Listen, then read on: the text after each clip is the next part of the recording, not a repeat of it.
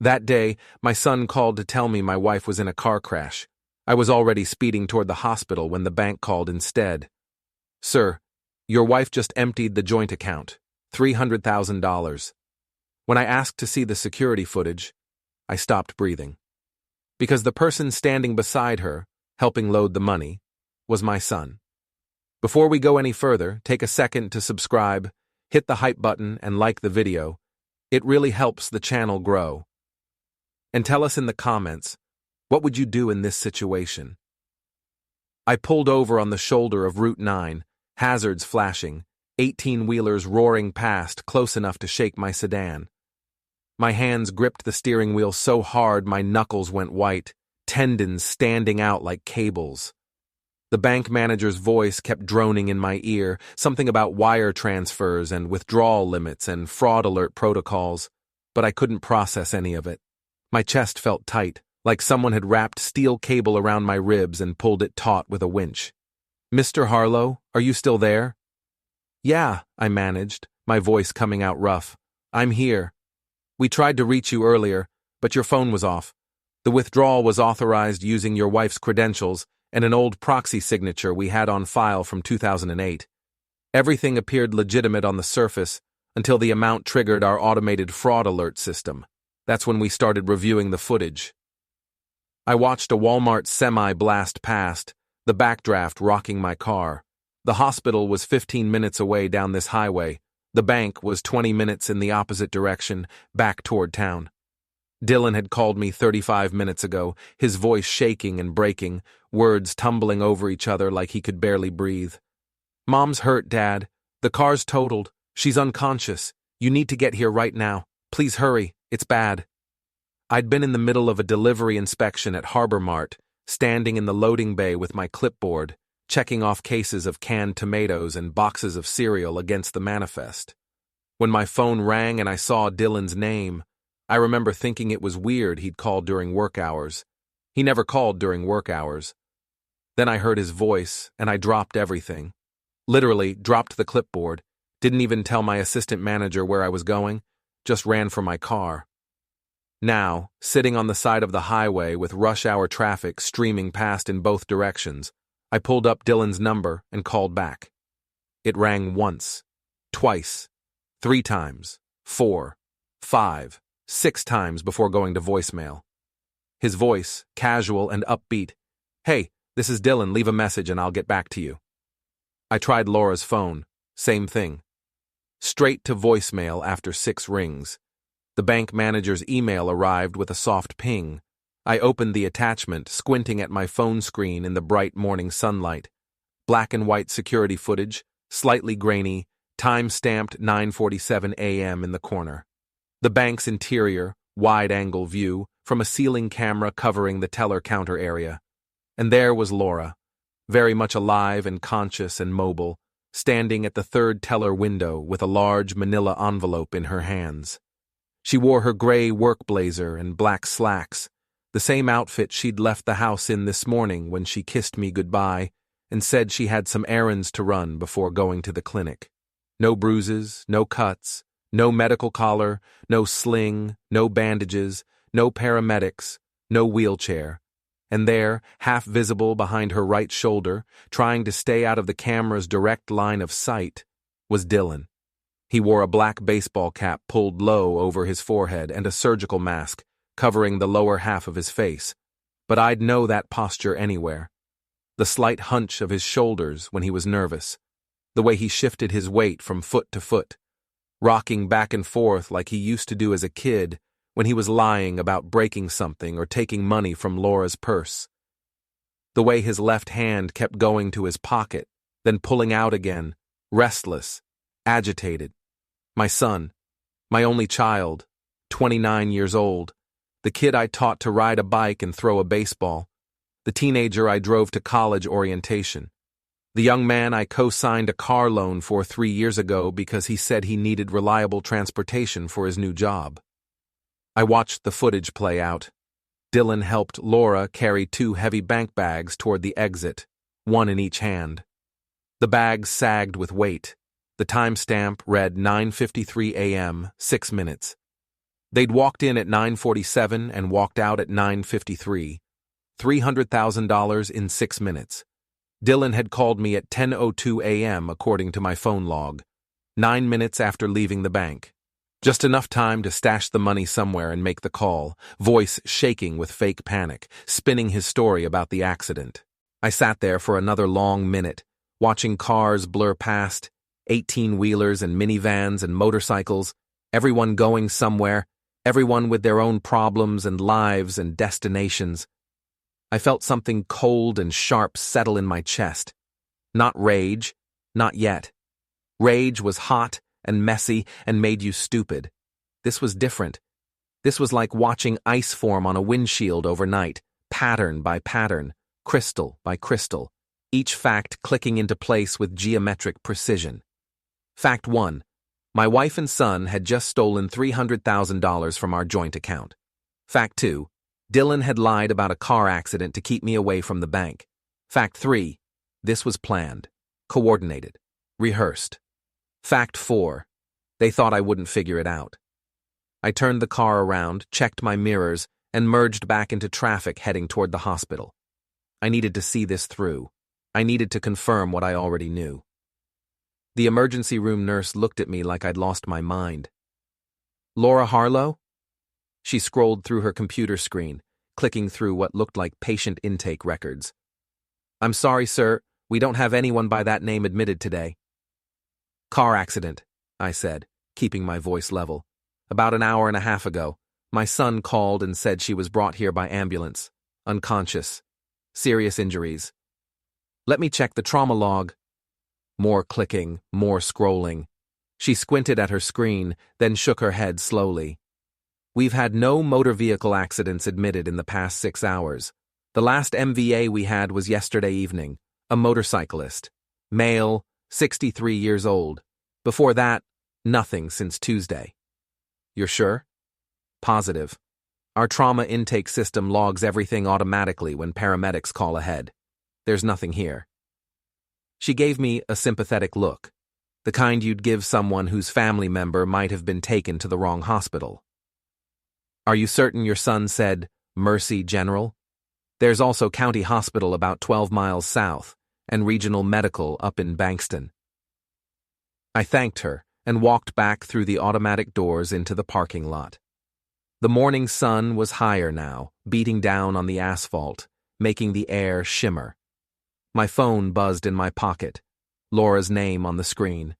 I answered without greeting. Where are you? Home, she said.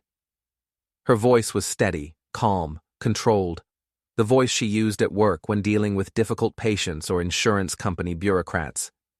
We need to talk. You think? Mike, listen to me. Come home. Don't call Dylan. Don't call anyone else. Don't go to the bank. Just come home. Right now. You stole $300,000 from our joint account. I withdrew our money, yes. I had legal access and legal authority. Come home and I'll explain everything. I promise you, this is not what you think it is. Then what is it? Come home, Mike. She hung up. I stood there in the hospital parking lot, phone still against my ear, listening to nothing but silence. An ambulance pulled up to the emergency entrance, lights flashing but no siren, and 2 paramedics jumped out to unload a stretcher, an old man with an oxygen mask. Real emergency. Real problem. I got back in my car and drove home on autopilot, taking the turns I'd taken 10,000 times over the years. Past the strip mall where Dylan used to get his haircuts at that barbershop with the spinning red and white pole. Past the park where he'd learned to ride a bike, where I jogged alongside him holding the seat until I let go, and he kept going, wobbling but upright, and the look of pure joy on his 7-year-old face when he realized he was doing it alone. Past the elementary school with its faded brick walls and rusty playground equipment, where Laura and I had attended parent-teacher conferences and school plays and science fairs.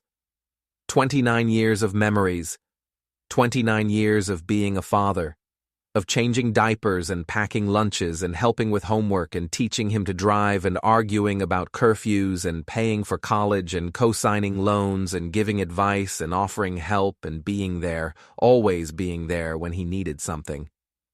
Laura was sitting at the kitchen table when I walked in. 2 mugs of coffee waited, still steaming. She'd taken off her gray blazer and draped it over the back of her chair. She wore a cream-colored blouse and had her hair pulled back in the practical ponytail she favored for work. Her face was composed, almost serene, like we were about to discuss vacation plans or what to have for dinner. "Sit down," she said. I remained standing in the doorway, keys still in my hand. "Start talking." "Dylan came to me 3 weeks ago," she said, wrapping both hands around her coffee mug. "Thursday afternoon. I was home early from the clinic because we'd had a cancellation. He showed up unannounced, said he needed to talk about something important. He needed money for his startup.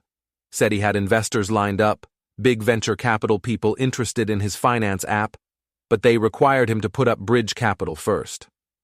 Show skin in the game, he said. $50,000, he told me. Just temporary. 6 weeks, maybe 2 months, then the funding round would close and he'd pay us back double. You didn't tell me. I wanted to see what he'd do." She sipped her coffee, her eyes never leaving mine. I said no, told him we didn't have 50,000 just lying around, that our savings were for retirement, that he was 29 years old and needed to find his own financing. He got angry, really angry. Started raising his voice, pacing around the kitchen.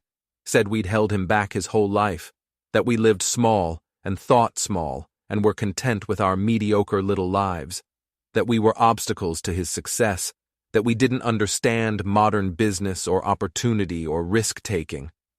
"That's not new," I said.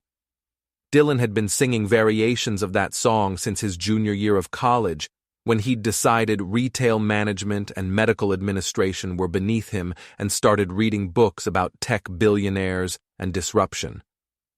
Then he said something that made me start paying attention. Laura set down her mug carefully, precisely centered on the cork coaster. He said, "You and Dad have been sitting on all this money for years, doing nothing with it, and you won't even help your own son when he's this close to making it big." I asked him what money he was talking about. He smiled. That smile, Mike, you know the one. I knew the one. The smile that wasn't really a smile, more like a smirk, the expression he got when he thought he was being clever. He said, "The joint account. I know how much is in there. I've known for a while." I asked him how he knew. He wouldn't say, just kept pushing, kept trying different angles, guilt, anger, promises. Finally, I told him to leave. He did, but I could tell he wasn't done.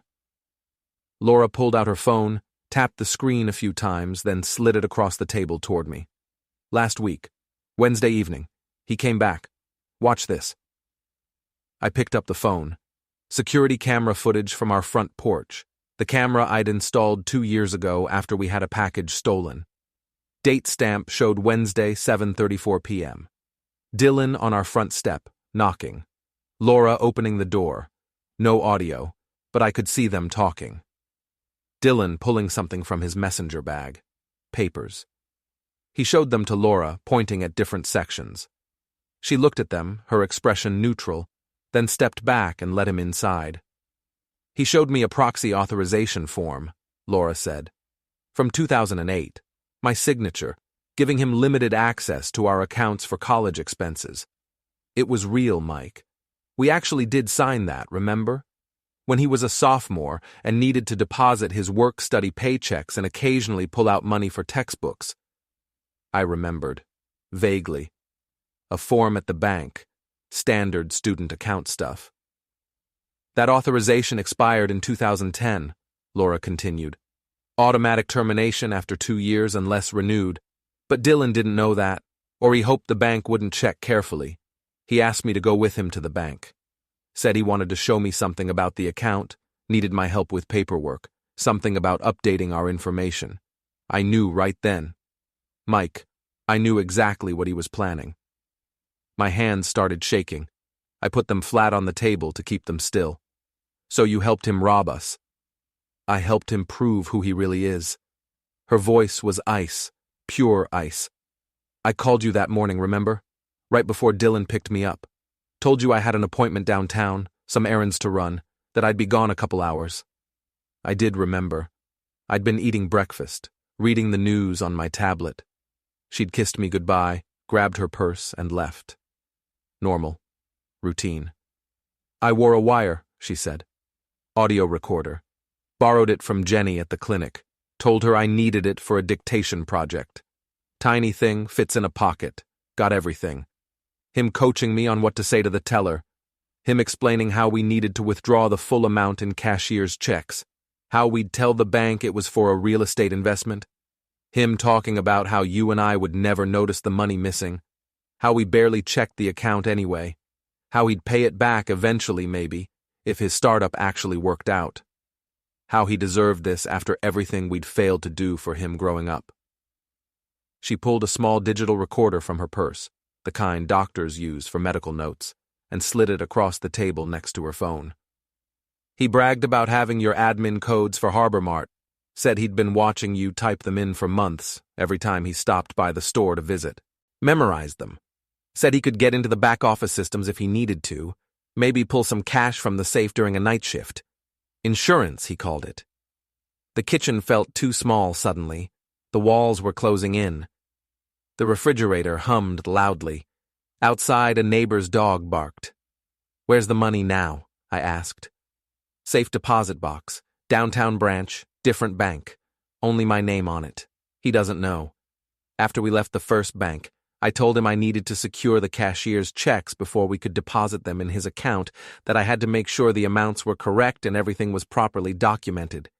He didn't like it, but he went along with it. Thought he was still in control. And the car accident story? All him. I didn't know he was going to do that until you called me from the road, asking which hospital. That's when I realized he'd panicked. The bank must have called you faster than he expected. He needed to buy time, keep you distracted until he could figure out his next move. She reached across the table and took my hand. Hers was warm, steady. Mine was still shaking.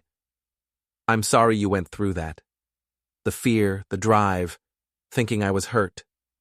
But I needed you to see the footage. I needed you to know this wasn't a mistake or a misunderstanding. I needed you to see him standing there next to me, helping me carry those bags, choosing to do this. I pulled my hand back. Why didn't you just tell me? 3 weeks ago when he first asked.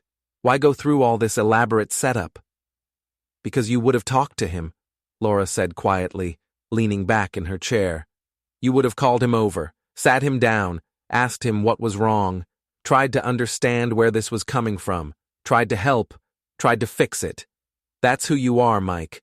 You solve problems.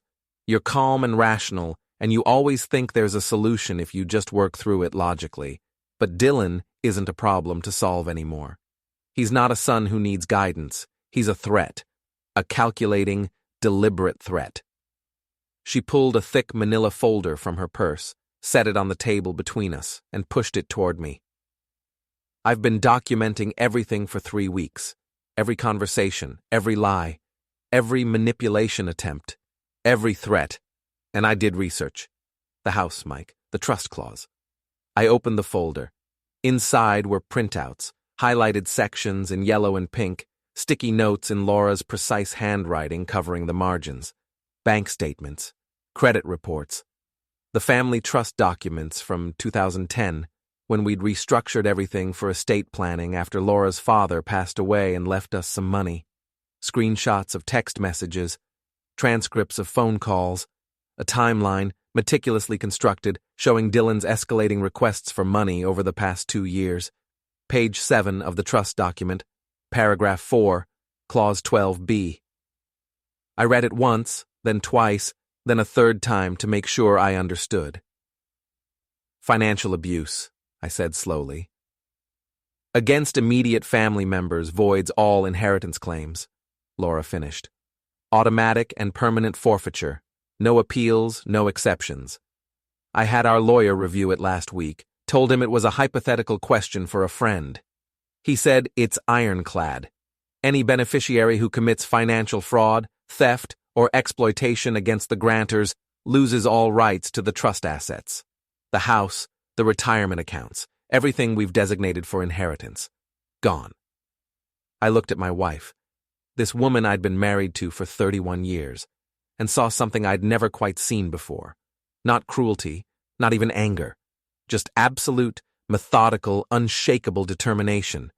The same quality that had made her excel in medical administration, the ability to navigate complex systems and regulations without getting emotional, without losing focus.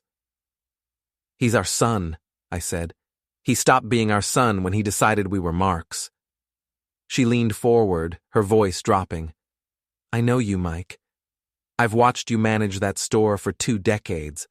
I've seen you handle theft, fraud, employee disputes, vendor problems, corporate audits. You're already thinking about how to handle this, how to minimize damage, how to be smart." She touched my hand again. "So be smart. Use everything you know, everything you're good at, and don't stop until it's finished." I didn't sleep that night. Couldn't even close my eyes without seeing Dylan's face on that security footage, half hidden behind his mask, helping Laura carry bags full of our money. Our money. 31 years of marriage, 22 years of climbing the ladder at Harbor Mart. Every overtime shift, every weekend inventory check, every early morning delivery inspection. Every dollar saved, invested, protected. I sat in my home office with the door closed, laptop open, desk lamp creating a small circle of light in the dark house. It was 2 a.m., then 3 a.m., then 4 a.m. I went through everything.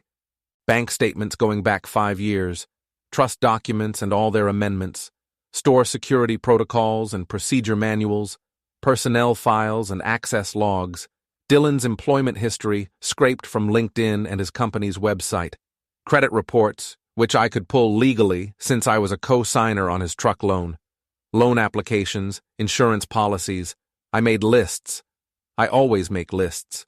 It's how I think, how I process, how I solve problems, timeline of events, assets and liabilities, legal leverage points, procedural vulnerabilities, cash flow patterns, system access logs, delivery schedules, safe protocols, alarm codes. Harbor Mart, Borough 217, ran like a machine because I understood systems. That was my entire career, really. Understanding how things connected and flowed. I'd been with the company for 22 years, started as an assistant manager at a different location, worked my way up through operations supervisor, regional loss prevention coordinator, assistant director, and finally store director 5 years ago. I knew inventory control like some people know Bible verses, loss prevention protocols, vendor relationship management, union contracts, corporate policy manuals, all 400 pages of them. What I was good at, what I'd always been naturally good at, was seeing how things connected, how supply chain issues affected shelf space, how employee scheduling affected theft patterns, how delivery windows correlated with security gaps, how cash handling procedures either prevented or enabled internal fraud. Dylan had stolen my admin codes. That meant he had access to back-end systems, the store network, scheduling software, security camera feeds, cash drop protocols, the safe. I pulled up the store's activity logs for the past month, filtered by unusual access times. The system tracked everything, every login, every command, every database query. It was designed to catch employees stealing inventory or manipulating time clocks, but it worked just as well for catching outside intrusions. There. 3 separate instances of someone logging in with my credentials between midnight and 3 a.m. The IP addresses were masked, routing through a VPN service, but the access points were specific and revealing. Safe combination override requests, delivery schedule modifications, specifically changing the timing of armored car pickups, alarm system diagnostics, querying which sensors covered which areas and when they were active. He was planning something else. The 300,000 wasn't enough. He wanted more. At 6 a.m., I made coffee and called my lawyer. Mike? Gary Henderson sounded groggy, confused. It's 6 in the morning. Is everything okay?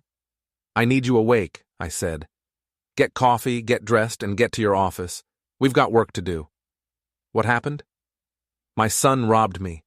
I'll explain when you get there. By 9 a.m., I was sitting in Gary's office with Laura, laying out everything. The recording, the bank footage, the trust clause, the admin access breaches. Laura sat beside me, hands folded in her lap, composed and professional. She answered Gary's questions precisely, adding details I'd missed. Gary was 63, gray-haired, methodical, and expensive. His billable rate made my eyes water, but he was the best estate and contract attorney in the county. He'd handled our trust setup, our wills, and a property dispute with a neighbor 3 years ago. He listened to Laura's recording twice, read through the trust documents with a highlighter, made notes in his leather-bound legal pad with a fountain pen. The trust clause is enforceable, he said finally, sitting back in his leather chair. You'll need to file a formal declaration with the county clerk's office, but the language is clear and unambiguous. Financial abuse includes fraud, theft, and exploitation of access privileges. The bank withdrawal qualifies, especially with the recording showing premeditation and deliberate deception. Dylan's inheritance claim is void as of the moment he participated in the withdrawal. How fast can we move? I asked. I can file the declaration today. It's a standard form, just needs notarization. The clerk will process it within 72 hours, probably faster since there's no dispute yet. Dylan won't know about it until he tries to make a claim or until you formally notify him. Gary tapped his pen on his pad. But that's just the inheritance. You mentioned he has access to your business systems? My admin credentials for the store network. That's unauthorized computer access. That's a felony under state law. If he's used those credentials to view proprietary information or modify schedules or access financial systems, that's data theft and computer fraud. Gary leaned forward. You could press charges, have him arrested. Laura and I looked at each other. We'd discussed this last night after midnight, sitting at the kitchen table with cold coffee. No police, I said. Not yet. Maybe not at all. Gary raised his eyebrows.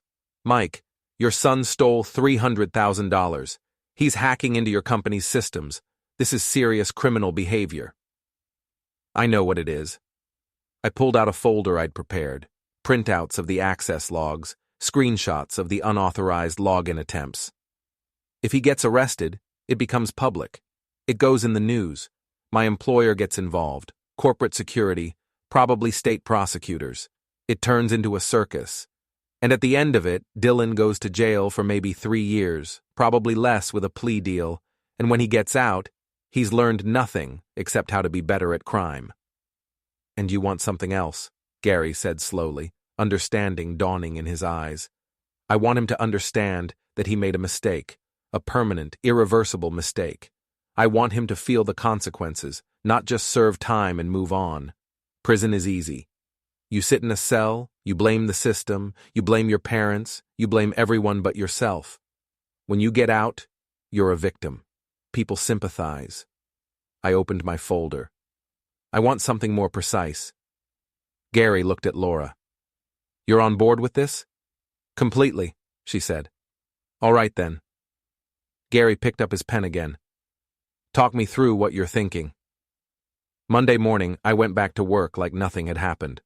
Clocked in at 7 a.m., reviewed the weekend reports, checked the delivery schedule, walked the floor. Business as usual. My assistant manager, Julie, asked if everything was okay. Apparently, I'd run out on Friday without explanation. I told her it had been a family emergency, false alarm, everything was fine now.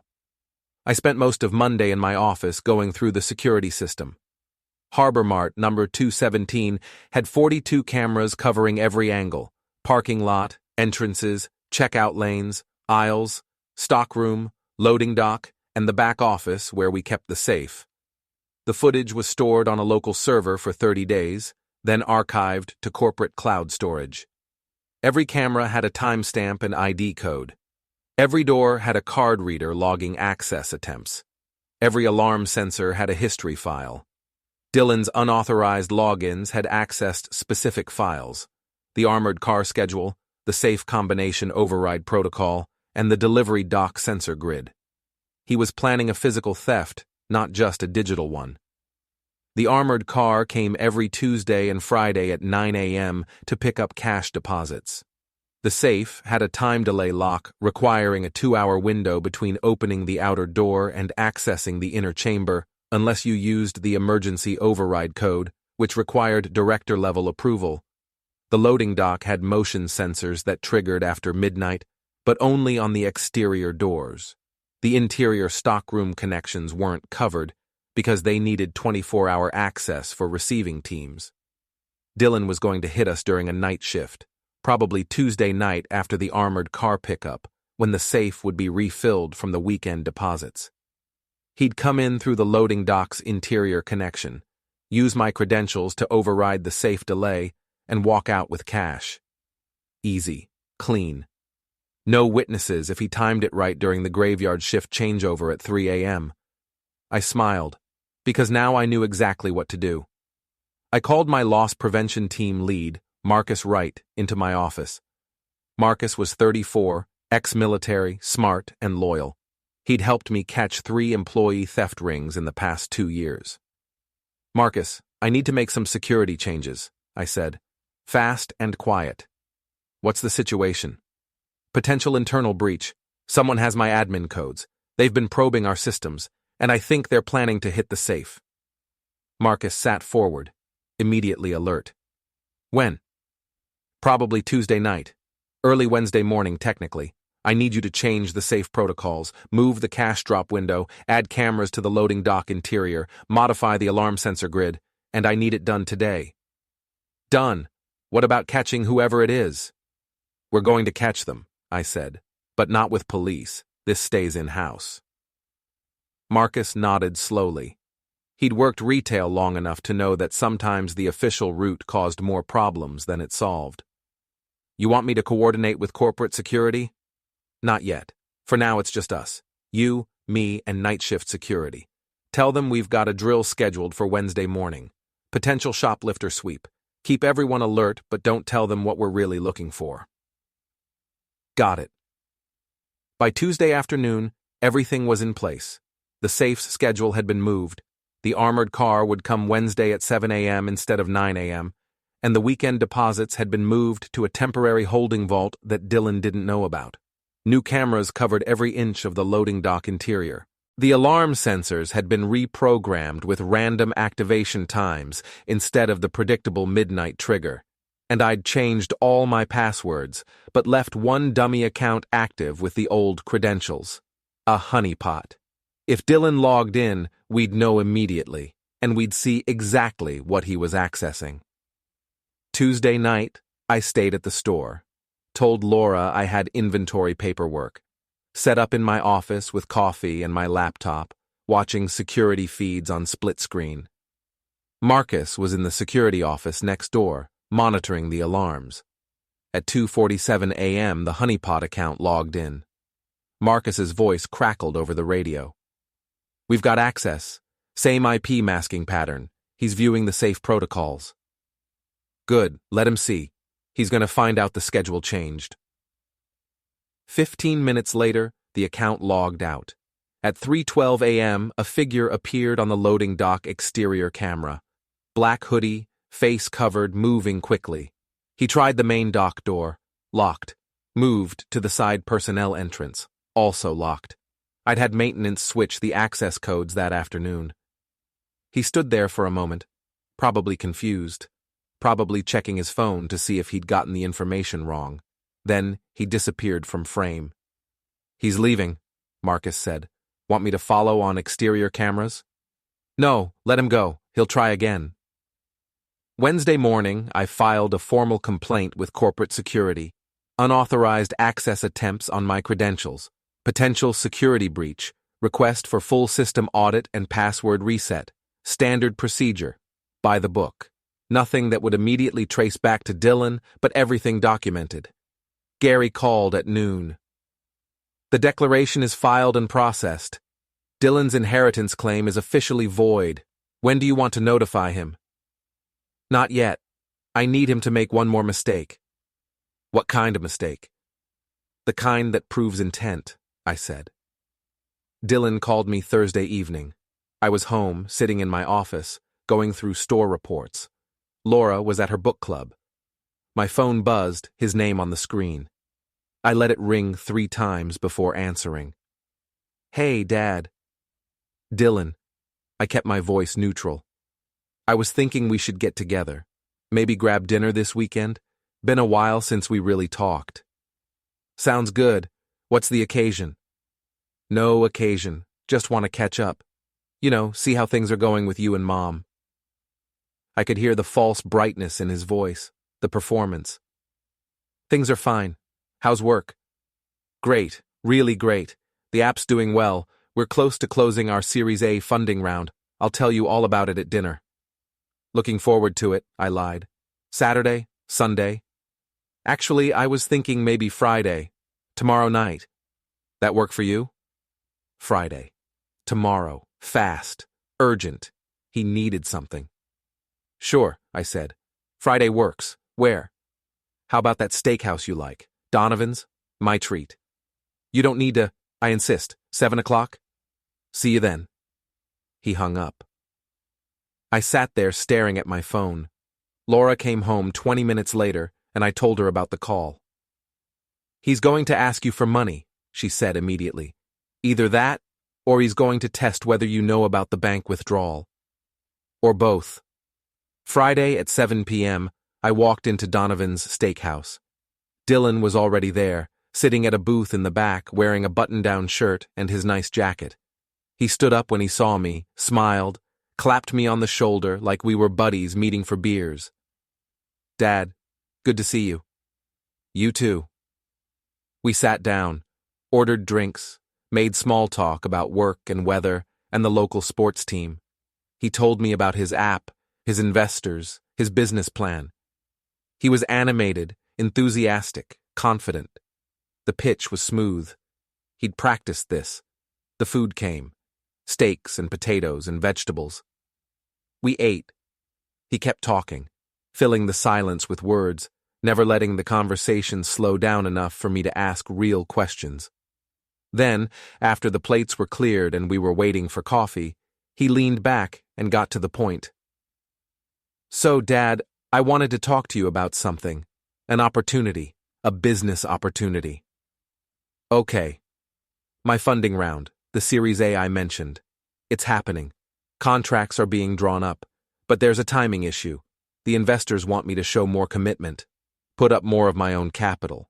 It's standard practice, but my liquid assets are tied up right now in some other investments. I sipped my water. How much do you need? 50,000. I know it's a lot, but I'd pay you back within 60 days once the round closes. Double, actually. You'd make 50,000 for basically doing nothing but trusting me. That's a significant amount of money, Dylan. I know, but think about it as an investment. In me. In your son's future. This app is going to be huge, Dad. Life-changing. And you and Mom would be part of that. Let me think about it, I said. Talk to your mother. Check our accounts. His face tensed slightly. The thing is, I need an answer pretty soon. The investors are meeting next week. If I can't show my commitment by then, they might walk. Monday soon enough? He hesitated, then nodded. Monday works. Yeah, that's fine. We finished dinner. He paid, like he'd promised, though I noticed he used a credit card. We walked out to the parking lot together. He gave me another shoulder clap, told me to think seriously about the opportunity, reminded me that this was his big break. I drove home and found Laura waiting in the kitchen. Well? She asked. He wants 50,000. Needs an answer by Monday. He's desperate. Laura tapped her fingers on the table. The 300,000 isn't accessible. He can't get to it without my authorization, and he knows I've locked it down somehow. So he's trying another angle. Get 50,000 from you directly, then figure out how to access the rest. Or he's planning something else entirely, I said. The safe attempt failed. His access to store systems is compromised. He needs operating capital for whatever he's planning next.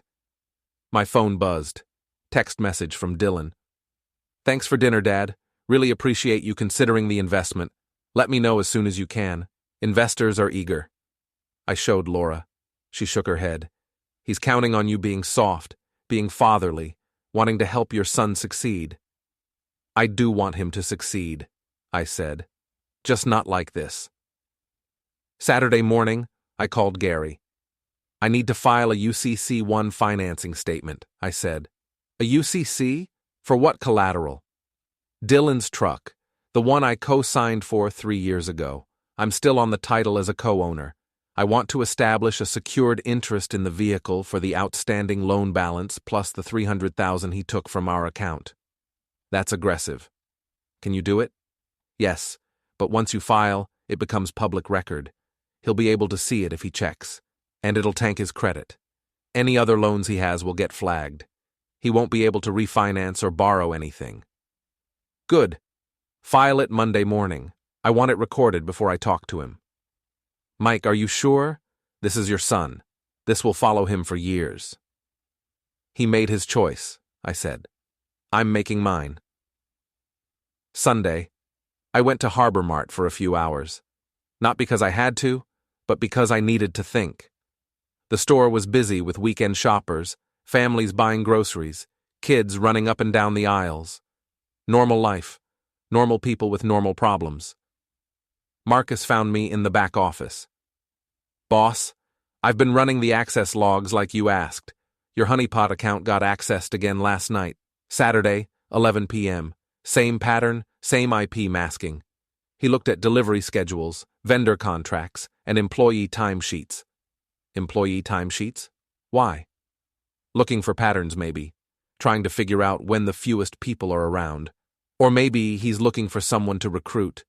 An accomplice. I hadn't considered that possibility. Dylan trying to get a store employee to help him. It made sense. Someone with legitimate access. Someone who wouldn't trigger alarms. Pull up the logs. Show me exactly what he viewed. Marcus brought up the screen. Dylan had accessed the personnel files for 3 employees. Tim Rodriguez, a night shift stocker. Jennifer Chen, a closing shift cashier supervisor. And David Mills, a receiving clerk. What do these 3 have in common? I asked. Marcus scanned the files. They've all got financial problems. Rodriguez has a garnishment on his paycheck for unpaid child support. Chen filed for bankruptcy last year.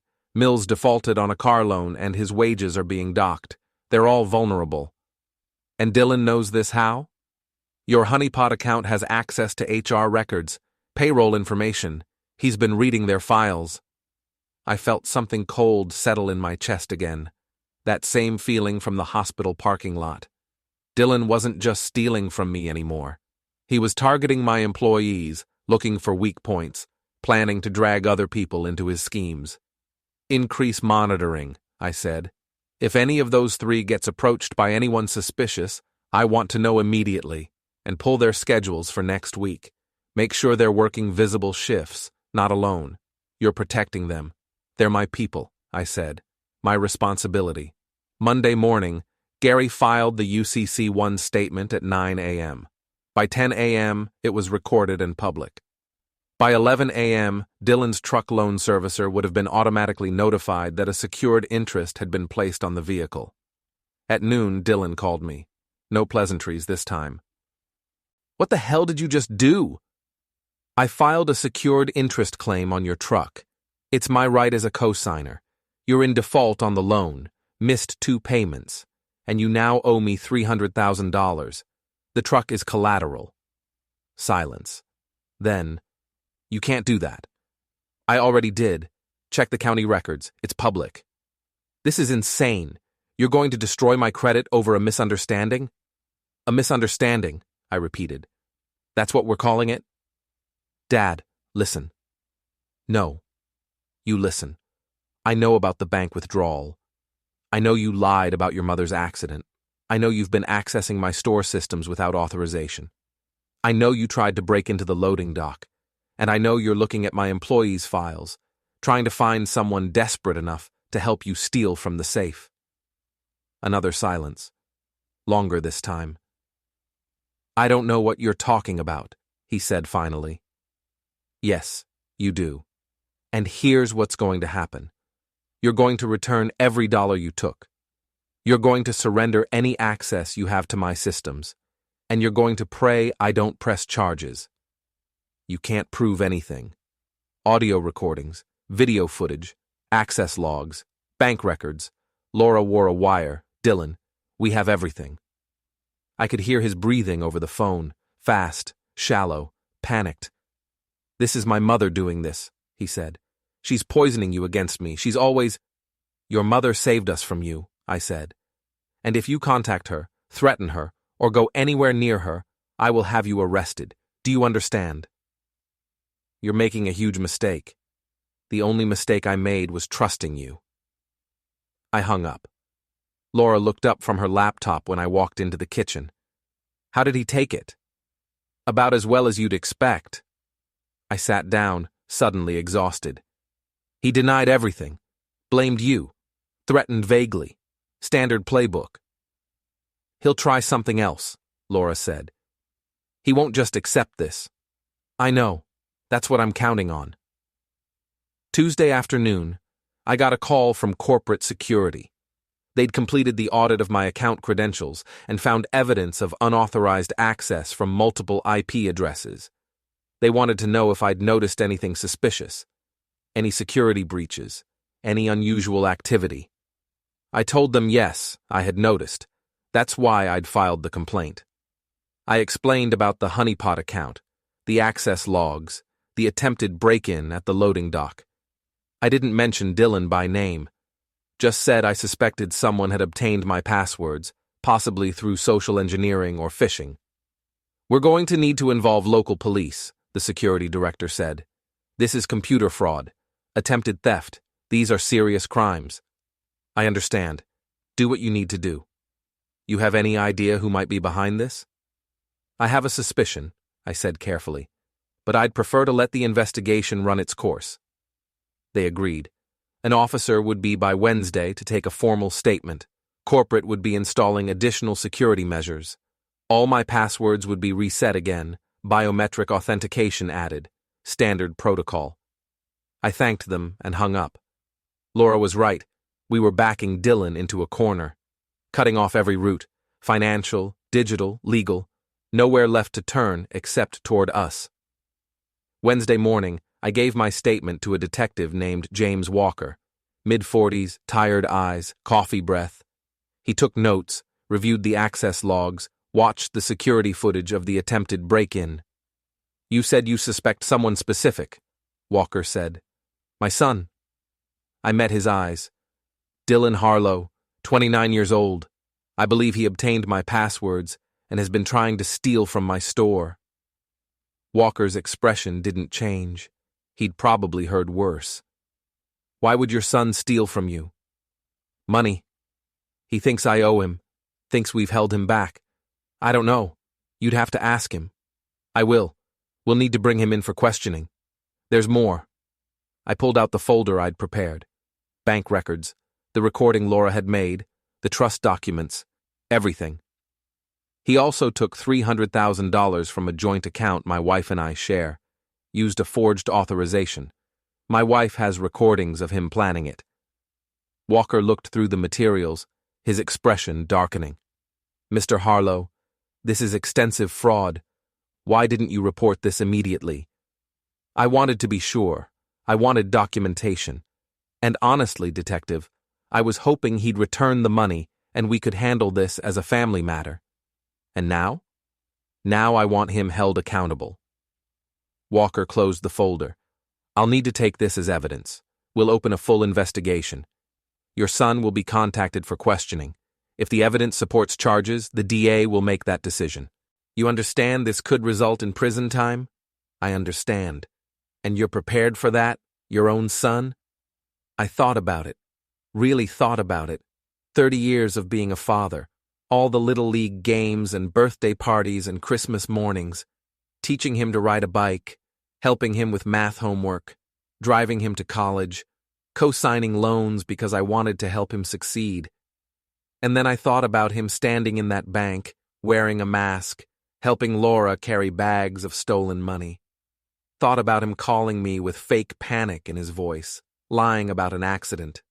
Thought about him accessing my store systems, reading my employees' files, looking for vulnerable people to exploit. Yes, I said. I'm prepared. Walker stood up. We'll be in touch. Don't contact your son directly. Don't confront him. Let us handle it. Understood. That afternoon, Marcus came to my office looking worried. Boss, we have a situation. Tim Rodriguez called in sick, didn't show up for his shift. His roommate says he hasn't been home since yesterday evening. Tim Rodriguez, night shift stalker, garnished wages, one of the 3 employees Dylan had researched. Have you tried calling him? Goes straight to voicemail. I pulled up Rodriguez's personnel file. Emergency contact. Maria Rodriguez, sister. I called the number. She answered on the 3rd ring. Ms. Rodriguez? This is Mike Harlow from Harbor Mart. I'm trying to reach your brother, Tim. He missed his shift, and we're concerned. I'm concerned too, she said, her voice tight with worry. He called me last night, said he was going to meet someone about a job opportunity, extra money. He sounded excited, but he never came home, and now his phone is off. Did he say who he was meeting? No, just someone who contacted him through Facebook, offered him cash for a few hours of work. My stomach dropped. Ms. Rodriguez, if Tim contacts you, please call me immediately, and if he doesn't contact you within the next few hours, call the police.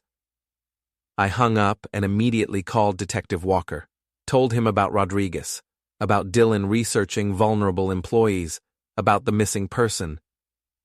We'll put out a welfare check, Walker said, but we don't have enough for an arrest warrant on your son yet, not until we interview him. When are you bringing him in? Tomorrow morning, 9 a.m. I needed to move faster. I called Gary. Is there any way to freeze Dylan's assets, bank accounts, credit cards, anything? Not without a court order, and you'd need to prove he's a flight risk or actively hiding assets. What if I file a civil suit? Emergency injunction? For what grounds? Theft, fraud, breach of trust. I have documentation. I have recordings. Can we move for a temporary restraining order with asset freeze? Gary was quiet for a moment. Yes, but it's aggressive. You're basically declaring war. We're already at war. He started it. Let me make some calls. I'll see if I can get an emergency hearing scheduled for this afternoon. Family court judge might be sympathetic given the circumstances. At 4 p.m., I was standing in a courtroom with Gary, presenting our case to Judge Patricia Freeman. I showed her the bank records, played her the audio recording, explained about the store security breaches and the missing employee. Judge Freeman listened, asked questions, reviewed the trust documents. Mr. Harlow, she said finally, I'm going to grant a temporary restraining order. Your son is prohibited from contacting you or your wife, from accessing any joint financial accounts, and from coming within 500 feet of your home or place of business. Additionally, I'm freezing his bank accounts pending resolution of your civil suit. This is temporary, 10 days. After that, we'll have a full hearing. Thank you, Your Honor. Walking out of the courthouse, I felt something I hadn't felt in days. Not satisfaction exactly, not happiness. Just resolution. The machine was in motion. The system was working. My phone rang. Marcus. Boss, Rodriguez just showed up. Walked into the store looking confused. Says he woke up in a motel room about 20 miles from here with no memory of how he got there. His wallet's missing and there's cash in his pocket. $2,000. Is he hurt? Doesn't appear to be, but he's scared. Real scared. Keep him there. Don't let him leave. I'm calling the police. Detective Walker met Rodriguez at the store. Took his statement. Called in a crime scene team. Rodriguez's story was disjointed, confused. He'd met someone at a bar, a guy who said he needed help with a simple job, moving some boxes at a warehouse. Cash payment off the books. Rodriguez had agreed. They'd had a few drinks. After that, everything was fuzzy. He remembered being in a car, then nothing, then waking up in the motel. Walker whispered to me about a classic setup, using a sedative to put someone out of action briefly so their access could be taken advantage of. By the time they woke, they wouldn't remember anything useful. Dylan was going to use him to get into the store. That's my read. Your son probably panicked when you filed the UCC claim and accelerated his timeline. Tried to grab Rodriguez, use his employee access to get past security. But something went wrong. Maybe Rodriguez didn't have the access Dylan thought he had. Maybe the timing didn't work out. Either way, Dylan dumped him at the motel with hush money and ran. Where is he now? We're looking. His apartment is empty. His phone is off. We've issued a bolo. Be on the lookout. If he tries to leave the state, we'll know. Thursday morning, Dylan didn't show up for his scheduled police interview. His car was found abandoned at a long-term parking lot near the airport, but there was no record of him boarding any flights.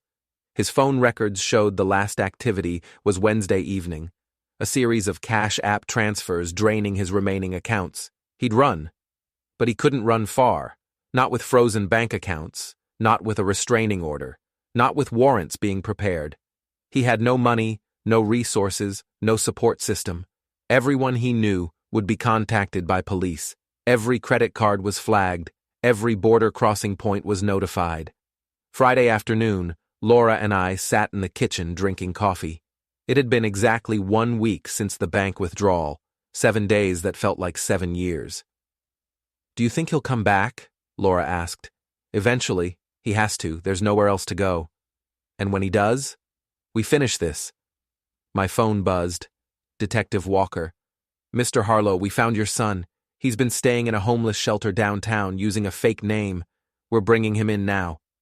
I didn't go to the police station, didn't watch them bring Dylan in, didn't want to see him in handcuffs being processed, having his mugshot taken. That wasn't the point. The point was the system, the consequences, the reality that he couldn't charm his way out of this. Detective Walker called me that evening. Your son's been arraigned. Charges are computer fraud, attempted theft, identity theft, and fraud by deception. Judge set bail at $50,000. Can he make bail? His accounts are frozen per your restraining order. He'd need someone to post it for him, family member usually. He won't get it from us. I figured. He'll stay in county lockup until his preliminary hearing. That's scheduled for next Wednesday. I thanked Walker and hung up. Laura was watching me from the couch. He's in jail, I said. Good. No emotion in her voice, just fact. That weekend felt strange. Empty. We went through the motions, grocery shopping, yard work, cleaning the house, but everything felt suspended, like we were waiting for something to break. Saturday afternoon, my phone rang. Unknown number. I answered. Dad? Dylan's voice thin and strained. Dad, please, I need you to listen. How are you calling me? There's a restraining order. I'm using my one phone call. They said I could. Dad, this is all a misunderstanding. A huge mistake. I never meant for any of this to happen. I was desperate, and I made bad choices, but I'm still your son. Please. I need help. I need bail money. I can't stay in here. You should have thought about that before you stole from us. I was going to pay it back. I swear. The business, it was real, Dad.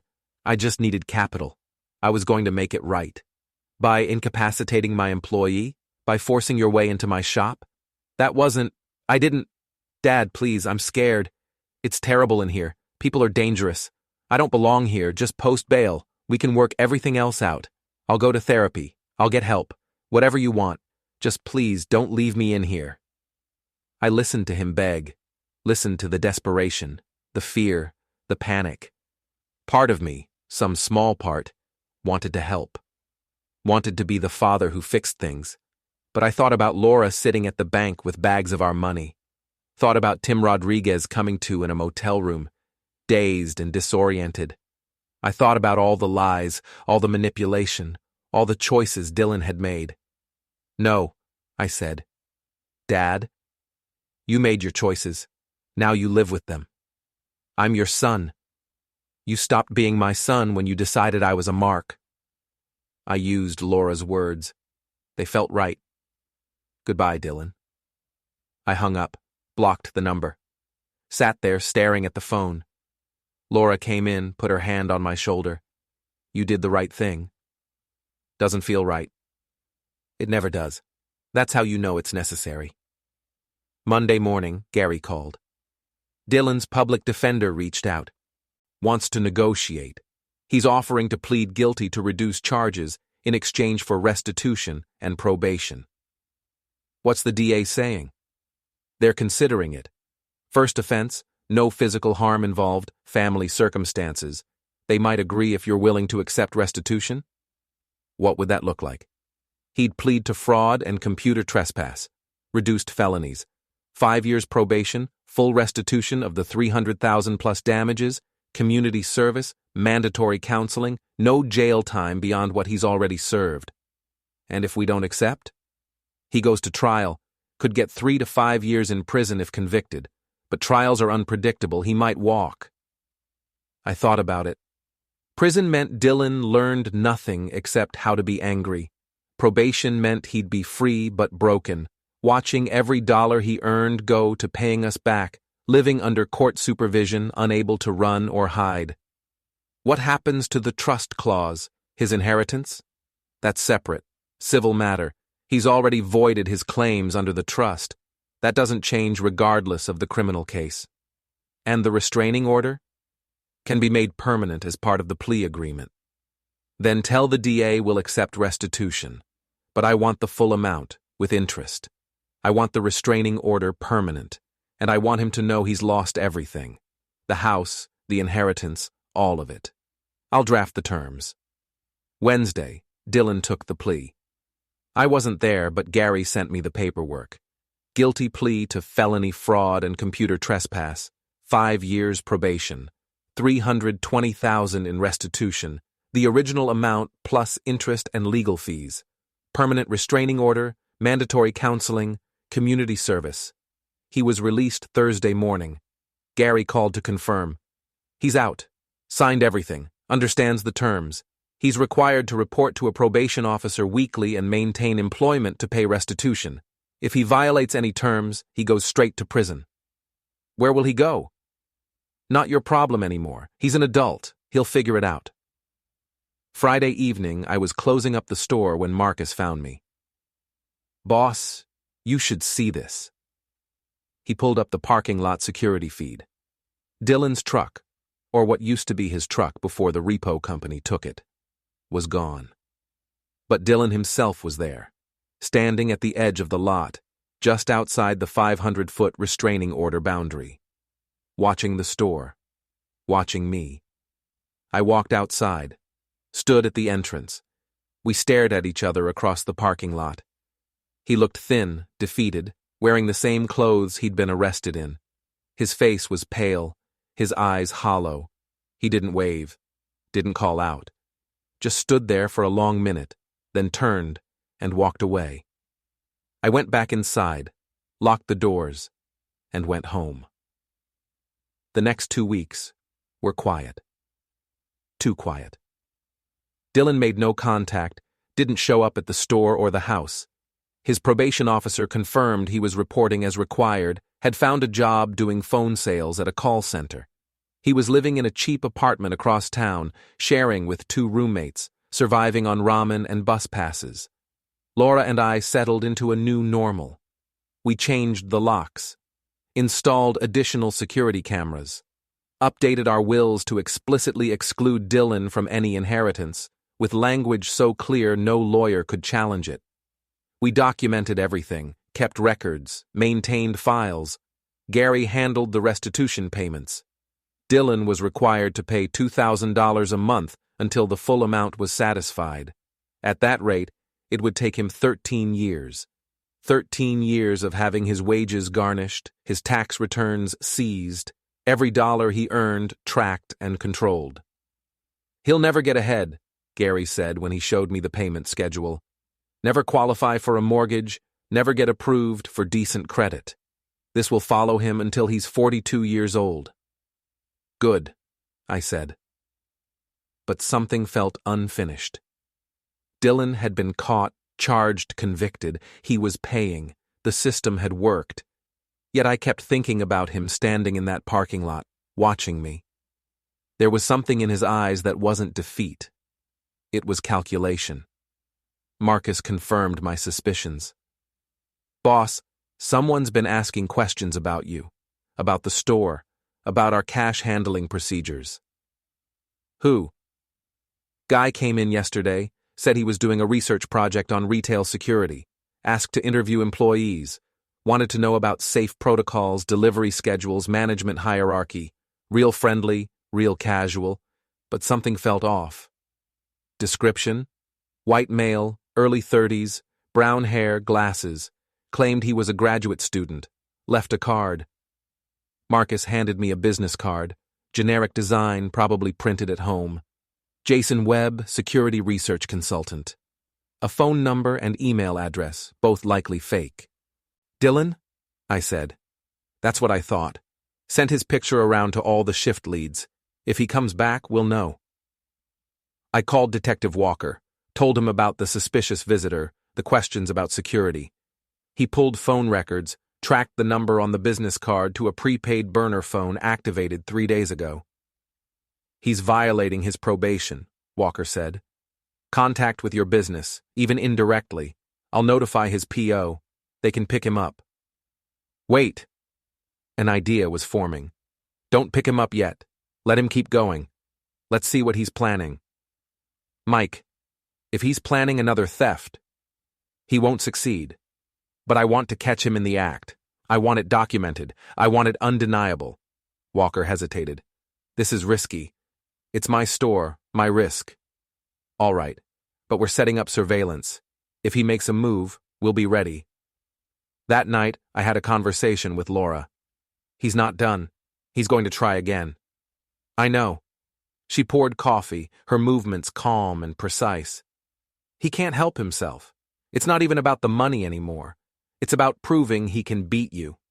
He can't. He doesn't know that yet. She sat down across from me. What are you planning? I'm going to give him one more chance to hang himself, one final mistake, and then I'm going to end this permanently. How? I pulled out a notebook, started writing. Plans, scenarios, contingencies, the same way I'd approach any complex store problem. Break it down, analyze the variables, control the environment, predict the behavior. He thinks he's smarter than me, I said. Thinks retail management is beneath him. That I'm just a store director and he's a tech entrepreneur. He doesn't understand what I actually do. Which is? Risk management, loss prevention, behavioral prediction. I've spent 22 years studying how people steal, why they steal, what mistakes they make. I've caught shoplifters, employee theft rings, vendor fraud, organized retail crime. Dylan thinks he's special. He's not. He's just another thief with a pattern. Laura smiled. So you're going to let him walk into a trap? Exactly. Over the next week, I made careful changes to store operations, small things, subtle things, things Dylan would notice if he was watching, which I knew he was. I changed the safe combination and made sure to discuss it loudly in the break room where employees could overhear. I altered the delivery schedule and printed new routing sheets that were visible on my desk. I moved high-value electronics to a different stockroom location and updated the inventory database accordingly, and I waited. Marcus reported more sightings. Dylan's research consultant persona showed up at a supplier's warehouse, asking questions about our delivery routes. He appeared at a neighboring store in our chain, trying to get information about regional cash handling protocols. He was building a picture, gathering intelligence. He's planning a delivery intercept, Marcus said. That's my guess. Hit us while the armored car is loading cash. Grab the bags before they're secured in the truck. That's ambitious. And stupid. Armored car guards are armed. There's cameras everywhere. But he's desperate. Desperate makes people stupid. Friday afternoon, I received an anonymous email. I know what you did. I know you set me up. You and Mom planned this from the beginning. You wanted me to fail, but I'm not done. You're going to regret this. I forwarded it to Detective Walker. He's escalating. Threatening communication. That's another probation violation. We can pick him up now. Not yet. He has to make his move first. Saturday morning, Marcus called me at home. Boss, you need to get to the store. Now. I was there in 15 minutes. Police cars in the parking lot, lights flashing. Detective Walker met me at the entrance. Your son tried to rob the armored car, he said. This morning, 6 a.m. pickup. He was waiting in the loading area with a crowbar and pepper spray. Guard saw him, hit the alarm. Dylan ran. We caught him 3 blocks away. Is anyone hurt? Guard's got pepper spray in his eyes, but he'll be fine. Your son's in custody. Assault, attempted robbery, violation of probation. He's looking at serious time now. I walked through the store to the loading dock. Crime scene tape. Evidence markers. The crowbar Dylan had brought, lying on the ground. My assistant manager, Julie, was giving a statement to an officer. Mike, she said when she saw me. I'm so sorry. I knew something was wrong when I saw someone lurking around the dock, but I didn't realize it was Dylan until the police showed me his picture. Not your fault. Detective Walker came over. We found planning documents in his apartment, maps of the store, photos of the armored car schedule, notes about guard routines. This was premeditated. Combined with his previous charges and probation violation, he's looking at 7 to 10 years minimum. When's arraignment? Monday morning. But Mike, this time there's no bail. He's going straight to prison pending trial. And with his previous conviction, he'll plead out or get buried at trial. I nodded. Felt nothing. Just that same cold clarity. Do what you need to do, I said. Monday morning, Dylan was arraigned on new charges: attempted armed robbery, assault, probation violation. The judge denied bail, set trial for 6 weeks out. Dylan's public defender looked exhausted, his client uncontrollable. Gary attended the hearing and reported back. He went off in court, yelled at the judge, claimed you'd orchestrated everything, said he was being persecuted. Judge threatened him with contempt. His lawyer finally got him to shut up, but the damage was done. No jury's going to sympathize with him after that performance. Will he take a plea? He'd be insane not to. But your son doesn't make rational decisions.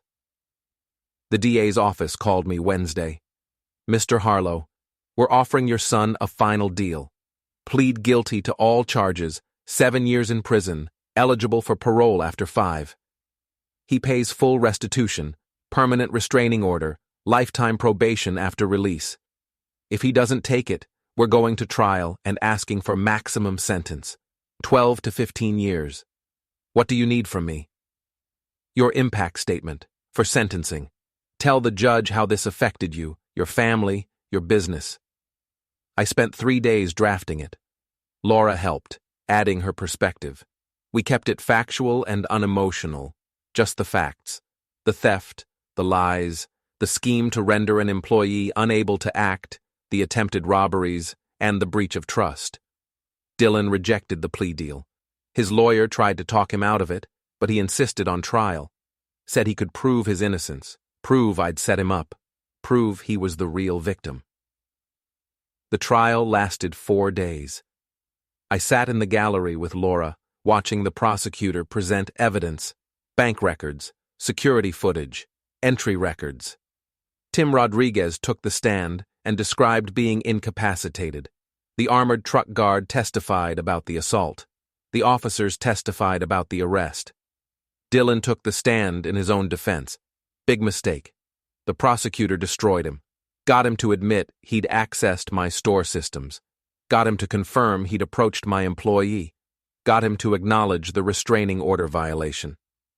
Dylan tried to claim he'd been driven to it, that I'd ruined his life, that he'd had no choice. You had a choice, the prosecutor said. You could have gotten a job, could have worked honest, could have asked for help. Instead, you chose to steal, chose to lie, chose to assault a security guard with pepper spray, Those were all choices, weren't they? Dylan had no answer. The jury deliberated for 90 minutes.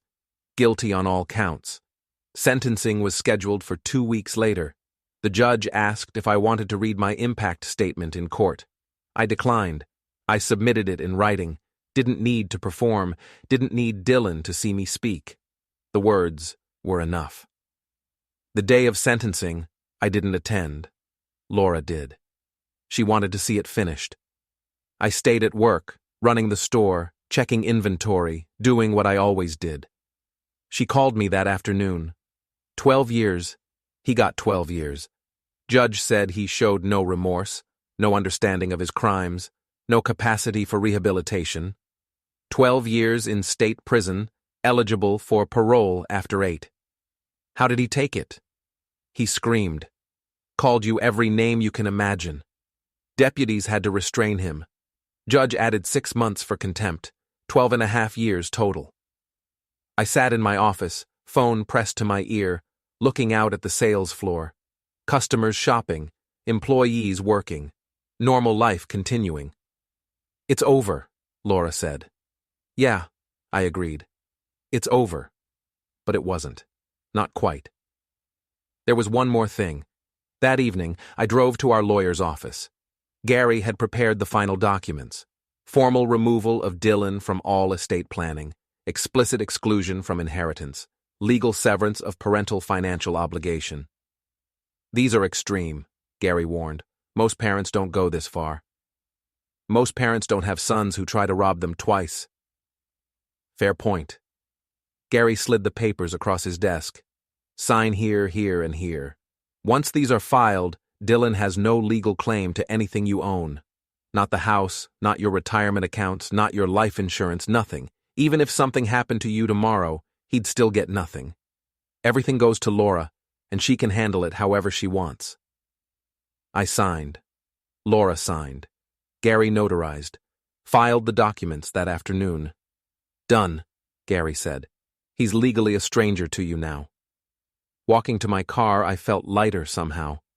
Like I'd been carrying weight and finally set it down.